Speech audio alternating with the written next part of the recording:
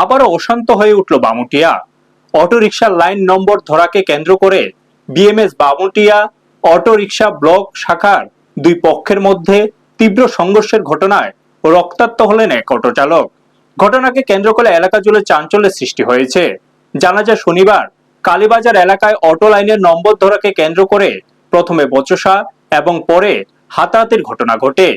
অভিযোগ, প্রণব বণিক নামে এক অটো চালকের উপর হামলা চালান সুদীপ্ত দাস নামে আরেক অটো চালক।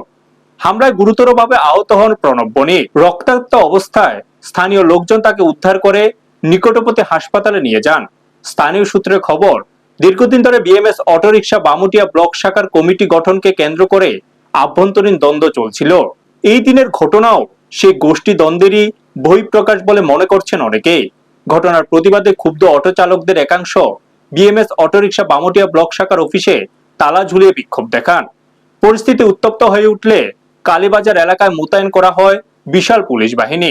উল্লেখ্য, গত কয়েকদিন ধরে বিভিন্ন ইস্যুকে কেন্দ্র করে বামুটিয়া এলাকায় অটো শ্রমিকদের মধ্যে উত্তেজনা বাড়ছিল। এদিনের রক্তক্ষয়ী সংঘর্ষ সেই পরিস্থিতিকে আরো জটিল করে তুলেছে। ব্যুরো রিপোর্ট, নিউজ তৎকাল 24।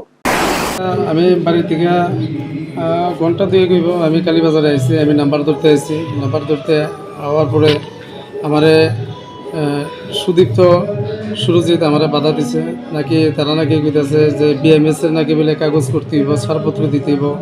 তার আগে তারা একটা দোষ করছে। আমি একটা থানাতে এফআইআর করছিলাম আমি সেফটি লেগে।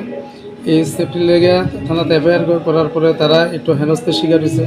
তারা এখন জোর বলবো আমি রাস্তা দিয়ে এসে আইতে যাইতে প্রত্যেক সময় গাড়ি আটকে প্যাসেঞ্জার নামাই দেয়। আজকে আমি হঠাৎ করে এসে আমি নাম্বার ধরতে গেছি সকালবেলা। নাম্বার ধরতাম, যাওয়ার পরে সুদীপ্ত সুরজিৎ আমার উপর ডাইরেক্ট অ্যাটাক করছে।